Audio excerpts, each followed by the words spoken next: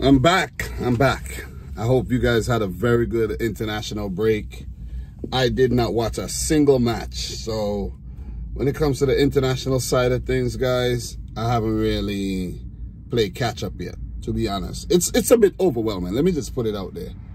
Very overwhelming, man. Football, club football, pretty much every day of the week. Then you're going to have Champions League. And then when that takes a break, then you're going to have international football all around the world. I used to do it, but my life just ain't the same no more, man. Things ain't the same no more. You see what I mean? I ain't got that type of time on my hands. But I do plan to, you know, go back and just study the last year and a half or so in terms of what teams did and, you know, start making some prediction videos for the, you know, the World Cup qualifiers and all that good stuff, you know, just to get up to date with everything, up to speed with everything. So we're back to talk Premier League match day 4 predictions. I'm not going to be long.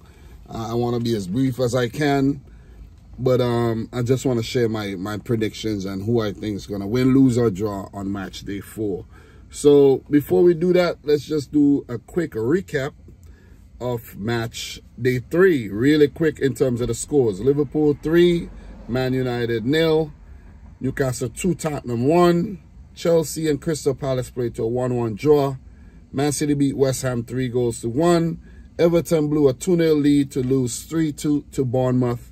Brentford defeated newly promoted Southampton 3-1. Ipswich Town picked up their first points of the season with a 1-1 draw against Fulham. Leicester lost to Villa 2-1. Wolves and Forest played to a 1-1 draw. And Premier League title contender for the last 2 years, Arsenal, dropped points against the high-flying Seagulls, Brighton. Guys, if you haven't yet liked the video, make sure you do so. Let's get this prediction video to 100 likes, at least 100. Smash up the thumbs up button, get into the habit of doing so. Also, let me know your predictions down below. We'll definitely appreciate that. For everybody who shared predictions in the last video, thanks a lot for doing that. Really, you know, appreciate that, man. So let's get into the games, man. Let's get into the games. You know, before we do get into the games, Man City at top of the table, 9 points from 3 matches. Liverpool also 9 points from 3 matches. They're yet to concede a goal. Brighton, 7 points from 3 games, and Arsenal 7 points, along with Newcastle, 7 points from 3 games. So the top 5 are all unbeaten so far this season. Kudos to those teams. Also teams unbeaten are Bournemouth, 2 draws and a win. Forest, 2 draws and a win.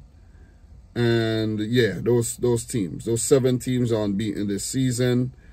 In terms of teams winless, Everton, Southampton, Wolves, Ipswich, Crystal Palace, and Leicester City.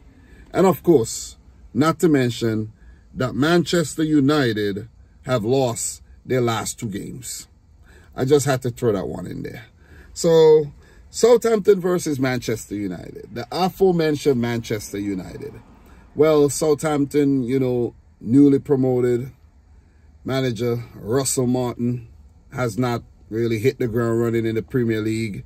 They just look a bit out of sorts and out of depth, in my opinion. They look like they're drowning in a 20-foot pool, pretty much. They're struggling, really struggling. No points yet, and they're struggling to score goals as well. They have 1 goal, 1 screamer from the Japanese there. Manchester United started the season off with a win, but it was not the most convincing win, and then proceeded to lose their next 2 games, which is like, you know, it's not something that we don't expect, but we expect something a lot better. You see what I mean? In the fact that they kept Ten Hag, they made a lot of new signings, been spending a lot of money, but things ain't going well. Things are a bit off track. And to be fair, you know, Rasmus Højlund, who plays up top, he has not been fit yet for the season. They will be hoping that he's he gets into action pretty soon, and players that's supposed to step up has not stepped up. Casemiro, Rashford, amongst others. And their defense, you know, pretty raw when it comes to the Premier League. But in this game, I think Erik ten Hag and his men are going to pull off a 2-1 away victory to get their Premier League season back on track. Guys, I'm not because I'm a City fan, I'm going to be biased and say United are going to lose. I do want them to lose and draw games, but I think, you know, coming up against Southampton, outer sort Southampton, you know, I think they're going to pull off a 2-1 victory here. Remember, I'm betting $1 on every single game, man. You know, so remember that. My balance is in good standing. I think I got like $23 or so and some change. And I'm going to look to double that this weekend. Let's move on. Liverpool versus Nottingham Forest. Both teams unbeaten so far this season. Liverpool under new boss Arne Slot. Forest under new boss Nuno Espirito Santo. He did take over at the back of the last season. Solid start by Forest. Very, very solid start. And you got to give him a lot of credit, because when they came up 2 seasons ago, they actually got rid of all the most of the players, majority of the players they came up with, and bought a whole bunch of players. Survived that season, ended up getting a point deduction the following season for it had to be financial fair play rules. And I still don't understand. I still don't understand how Forest and Everton are getting points deducted, are getting docked for these things, whilst Chelsea and even a Manchester City are getting away. I'm just putting it out there. You see, and City's their case supposed to start, I think they say next Monday. So yeah, that's going to be interesting. So, but yeah, I just wanted to mention that though. It's a bit perplexing, I must say. But Liverpool, let's say almost perfect start, because nothing's perfect, but they have looked good in all departments. And the department in which they look the weakest, which is the defensive midfield side of their game, Ryan Gravenberch and Alexis McAllister, they both have stepped up, you know, remarkably, and, you know, have been driving the team forward. Dominic Szoboszlai has been playing well. Salah is, you know, scoring goals. You have Jota, you know, used up top. He's doing well, along with Luis Diaz, you know. So the team's clicking. Liverpool do have a lot of bench strength in terms of Darwin Núñez and, you know, and company. I'm running a blank. I don't know why I'm running a blank right now. But Liverpool do have solid bench strength, though, to call upon if they need to. And it's been a solid start to Slot's Premier League campaign. First season as Liverpool boss, seamless start. It's like Klopp is still there. You see what I'm saying? But it's Slot and not Klopp. So Liverpool being at Anfield, they've had a formidable record there, especially when Van Dijk plays. And I think Liverpool are going to go on to win this game 3-0. Alisson has been solid in goal, and the defense has been rather formidable. No goals conceded. Forest, are they going to threaten? Yeah, but I think Liverpool would just prove to be too much for them on the day. Man City versus Brentford. Well, Brentford, they've given City some trouble in the recent past. City did pull off the league double last season over Brentford, but the previous season, Brentford pulled off the league double. It didn't matter. Still went on to win the title. But Brentford are going to pose a threat. This Thomas Frank team is well drilled. They have a camaraderie amongst them. Very tight-knit, well-gelled team. And Johan Wissa and Brian Mbeumo has stepped up well with the departure and absence of Ivan Toney, who's gone over to Saudi Arabia to make a killing, basically. You know what I mean? He's making a killing, and he has not even committed a homicide. It's crazy. But yeah, his bank account must be looking damn good, man. I still have not watched a single Saudi Arabia Pro League, and I don't intend to watch the league. I don't know. It just reminds me of China 10 years ago. Pretty much, man. I don't know. Just don't have that appeal to me. It doesn't matter who wants to go and play there. It doesn't have that appeal. But City has been really good at home. Pep Guardiola going for the 5-peat is remarkable. And the squad has been rather fit, especially with the strength and depth that the team possesses.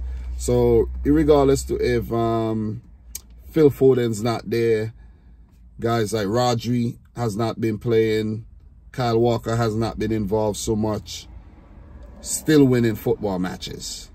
With the addition of Savinho, teams look even better. Jamie Doku, he has, looked good on the wings. Erling Haaland is scoring goals like it's training sessions.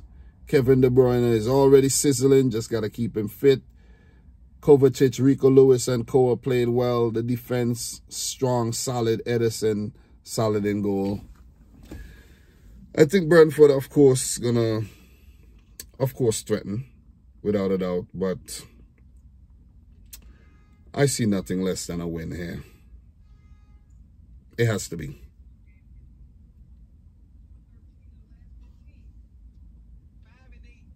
I'm just trying to think of anything that could really, stop Manchester City from winning. Yeah, I think it's going to be another win, man. Especially since it's a home game. 3-1 to Man City. I think Brian Mbeumo might score, or Yohan Wissa. But I think City's going to come out on top. 3-1. Not going to draw this out any longer. Maybe another Erling Haaland hat-trick. Who knows? Fulham versus West Ham. London derby here. This game could go any which way, man. These games are very hard to predict. Fulham, relatively okay start. Okay start. They do have 1 win, a draw, and a loss. As for West Ham, 2 losses and a win. So under Lopetegui, they have not started that well. But I think they would fancy their chances against fellow London club Fulham. Fulham under Marco Silva has looked really, really good. They play an attacking brand of football. They have recruited well in the players they've brought in. Emile Smith-Rowe, Adama Traore. And they've really beefed up their defense as well. So has West Ham. West Ham, they have really made some really interesting signings, Mohamed Kudus has played well since he came in. Jared Bowen, these are the players that's going to be a threat. I think they should actually, eventually, sooner rather than later, start playing Nicholas Fulkrug up top and kind of give Mikel Antonio that, let him play that second fiddle, because even though Antonio's work rate might be a bit more, I think Fulkrug might be a bit more productive up top. I'm just saying, man, I'm just saying, Lucas Paqueta, I think, needs to step up a lot more for West Ham. And they need to just sort things out at the back as well. But in this game, I'm going to go for a 2-2 draw. Yeah. I don't know who's going to win this one. So I'm going to play it safe and say a draw. We're going to keep it moving, though. Crystal Palace versus Leicester City. Not a great start for Palace under Oliver Glasner this season. At the back end of last season, they did look good, but they have only picked up a single point so far. And the same goes for Steve Cooper's Leicester City, newly promoted Leicester City. They did not come up under Steve Cooper. It was Enzo Maresca, and, Steve Cooper's inherited that team. They have not looked bad. They're giving me flashbacks of the Leicester of old, but they haven't looked bad. Let me just say that. Palace, it's just a matter of being consistent. They were really good in their last game there. I think that game was against West Ham United to pull off a draw. And they would depend heavily on Eberechi Eze to work his magic for them to pick up something in this game. I'm going to go for a Palace win here. 2-1 for Palace. Jamie Vardy might score. I think Abdul Fattah has looked really, really good. But I think Palace are going to overpower Leicester here. 2-1. Brighton versus Ipswich. Brighton, man. Brighton. Solid start. Even picking up a draw against Arsenal here. Let me just say, first and foremost, I'm not going to draw this out, but Fabian Hutzler's men, they're going to rump home to a 4-1 win here over Kieran McKenna and Ipswich. I know Ipswich has recruited a few more players, and they just remind me of Luton Town last season. You know what I'm saying? They're going to have some good games. They're going to pick up some points, but it's just not going to be enough. I have a feeling they're going to go back down. But for Brighton, they might be playing Champions League football the way they're playing right now. You know what I mean? I'm going to say a 4-1 victory for Brighton and Hove Albion. Yankuba Minte has looked really good. He was newly signed. And for him to basically leapfrog Simon Adingra in the pecking order is just amazing, right? Guys like Julio Enciso, you see? But you have those guys as backup. Then you have, of course, Karu Mutoma, who's been amazing. Danny Welbeck's been playing well. You know, you have guys like Evan Ferguson to come back whenever he's fit. Don't forget Evan Ferguson. You know, you have him to come back whenever he's fit. The team's just been good. They've looked good, man. They've looked good. They will probably be without the service of the elderly statesman, James Milner, who's picked up an injury. But I think they have reliable deputies to step in and do their thing. So I'm going to say 4-1 win to Brighton and Hove Albion here. We're going to keep it pushing. Aston Villa versus Everton. So Villa is a team that I do like to watch play, man. You know, they're very exciting. Guys like Johan Duran, you know, Leon Bailey, who's injured, I think, from the last game. Under Unai Emery, they've just been playing some really, really, really solid football, man. You see what I'm saying? They just play a really attacking brand of football that you know, is just admirable, to say the least. And Jacob Ramsey, I want to see him more. Definitely want to see him more. I think Morgan Rogers came in and kind of knocked him off. But Rogers has been really, really, really good, man. Amadou Onana. Oh, man, he stepped into that Aston Villa team seamlessly.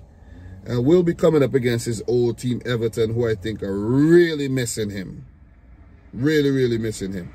Of course, you know, Aston Villa has one of the world's best goalkeeper, Emi Martinez. Their defense is a little bit kind of chop and change lately. But Pau Torres has been a, you know, very good performer. Ezri Konsa has been, you know, very consistent. And I think they will continue to do well once they keep Tyrone Mings, who's currently injured, out of that team. I just had to throw that Tyrone Mings joke, though, because Tyrone Mings is a freaking mess waiting to happen, man. You know, but yeah, very excited to see Aston Villa play. And they will be starting a Champions League campaign next week as well. So look out for Villa in the Champions League. Everton, oh man, what could I say about Everton? Poor start, no points picked up in August. Had the game to win against Bournemouth on match day 3 and dropped the ball, shot the bed. Shot the bed. Am I going to see any improvement from Everton in this upcoming match day? I can't see it, man. I'm blind. I'm blind to Everton picking up anything from this match. I'm going to go for a 2-0 win for Aston Villa. Everton is struggling. I think they will start picking up points soon, but they're struggling, man. They're really struggling. So I'm going to go for a 2-0 win for Aston Villa. Sean Dyche and his boys need to get it together. I really thought they were, you know, going to get off the mark against Bournemouth, but they pissed the bed, man. Anyways, let's keep it moving. Bournemouth versus Chelsea. Chelsea are a weird team to gauge, man, because one week they smash up Wolves 6-2, and the next week you're going to draw to a struggling Crystal Palace, you know? I don't even know what to predict for Chelsea anymore. I really don't. Enzo Maresca still has a lot of work to do in terms of figuring out his best 11. But it's been a solid start once again for Cole Palmer, who is basically their best player, their talisman. Noni Madueke is stepping into that mold as well. A lot of the other players need to step up. I think Nicholas Jackson, he has received some harsh criticism because he's scoring goals. Guys like Enzo Fernandez and, you know, Moises Caicedo needs to step up. These guys have a midfield, a 300 million pound midfield, euro midfield. You know what I mean? They need to step up, man. They need more consistent performances. Their defense pretty raw still. Pretty raw. They have Premier League experience, but they're very young, very young team. I think Chelsea will play better with a Reece James amongst them. And he was injured. Not sure if he's going to be fit for this game, but he's still recovering from that injury. I'm not 100% sure. But they just need to step into gear and stay in high gear and keep winning games. I don't know. I'm going to say, you know, for Bournemouth, you got to give him a lot of credit. Andoni Areola, he has looked really good. And the Spaniard has Bournemouth playing like Barcelona sometimes. They even signed some Barcelona players. You see, the caliber players that they're attracting is just amazing. I must say they're going to pick up something from this game. 1-1. It might be kind of ambitious, but I'm going to say a 1-1 draw here. I'm going to say a 1-1 draw. I'm going to leave the biggest one for last. I do have it next up, but I'm going to leave it for last. Wolves versus Newcastle. It's been a so-so start for Wolves. I think they've been struggling. And under Gary O'Neill, they've only picked up 1 point so far this season. And that was on the opening day. No, that was on the last match day. Pardon me. That was definitely on the last match day. They picked up a point. And look, man. Newcastle Wolves is not the easiest game to predict. Newcastle, they have the problems of their own. They have some injury problems at the back there. Lascelles, you know, Batman, these guys are out for a while. Shaw was injured. You know, you got a lot of things to sort out still, in my opinion. But they do have a lot of players who have been stepping up and have been playing well. Alexander Isak, Anthony Gordon comes to mind. Even a Joel Linton, a Bruno Guimaraes. These guys have been putting out solid performances. And I'm not going to be name dropping the whole team, but Newcastle, they haven't looked bad. Unbeaten so far this season. Well, haven't looked bad is an understatement. They've looked good. 7 points, solid start, great start. As I said, Sean Dyche has aged 5 years over the last couple seasons. Tried to keep this job and keep Newcastle performing, you know, keep their high standards up.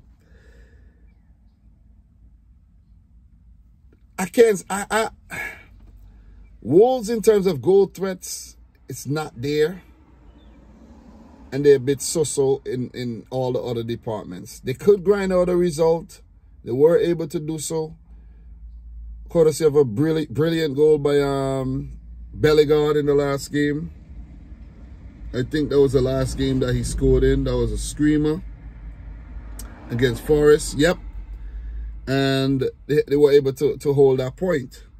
But I think Newcastle are just going to be a little bit too much for them. I'm going to say a 1-0 win for Newcastle United. And guys, last but not least, video is a little longer than I intended it to be. 24 minutes. I don't want it to be super long. But Tottenham versus Arsenal, the biggest game of the week in the North London derby.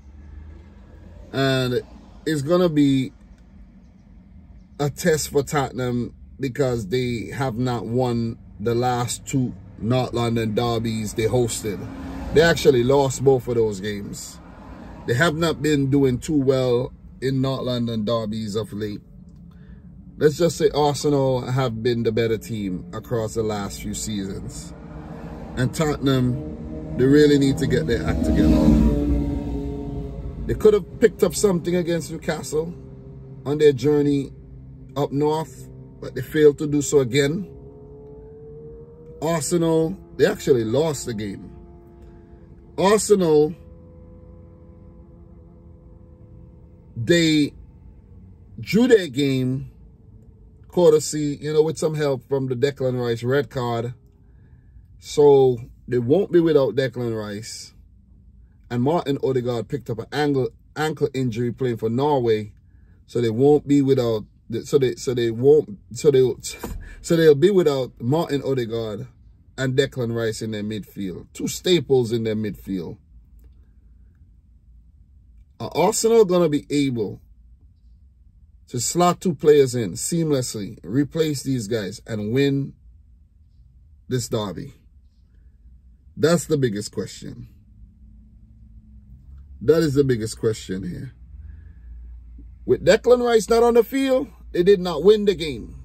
They almost lost to Brighton.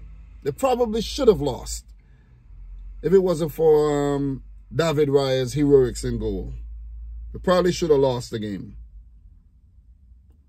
Also, Newman, you know, okay, you say Declan Rice is injured. Okay, Martin Odegaard is there. Oh, yeah, why not play the new man, Mikel Merino? He's injured. He got into a freak accident on the training ground. He's injured. Who's going to play there? Jorginho? Raheem Sterling?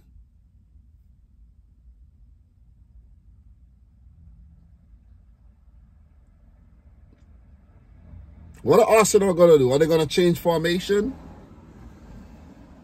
Because without Rice and Odegaard in the midfield there, you leave a big gaping hole, man. You leave a gaping hole in the middle of the field there. Jorginho is going to play. He's going to play. Whether Mikel Arteta want to put in Jorginho or he want to put in Zinchenko in the midfield, that's another option. But Arsenal, it ain't looking like I don't think they're going to win this one. As for Spurs, I like the look of Spurs and the players they've recruited and all of that, but you could still see chinks in their armor. You could see faults there. All over the field. But they do have players that's going to give you their all. The goalkeeper, Vicario, Udogie has looked really good. You know, Kulusevski. I don't know why he's insisting with Odebe up top. Like, he just signed him and he just want to just slot him in and play him. You see what I'm saying? Son, I don't know if Richarlison is 100% fit, but I think Brennan Johnson should be the man playing over there instead of Odebe. That's just my thoughts. You see what I'm saying? That's just what I think. You know, because the Odebe thing, it ain't working. It's really not working. 2-1 in the last game. 2-1 loss. They had equalized and ended up losing the game altogether. But James Maddison needs to... The midfield alike, Maddison, creativity, Bissouma, and Sarr with the, you know, the African flair. Even a Bentancur, whenever he's fit. I think he is fit. These guys got to step up. These guys got to really step up, man. Their backline, I think, was missing Mickey van der Ven in their last game. But Pora and Udogie, these guys have... Spurs got a solid team. I think they're going to pick up a 2-2 draw against Arsenal. 2-2 draw. Arsenal to drop more points. I'm sorry, but right now I think it's going to be Liverpool and Manchester City, you know, leading the charge in terms of title contenders. Maybe Arsenal will play catch-up later, but they're going to drop 2 more points in this game. That's my thoughts. Those are my opinions. Almost half an hour, straight off the top, straight off the dome. Guys, let me know your predictions down below. Don't forget to smash the thumbs up button for your boy. And until my next one, Thanks for watching. Peace out. Rich Squad. I'll see you tomorrow for sure.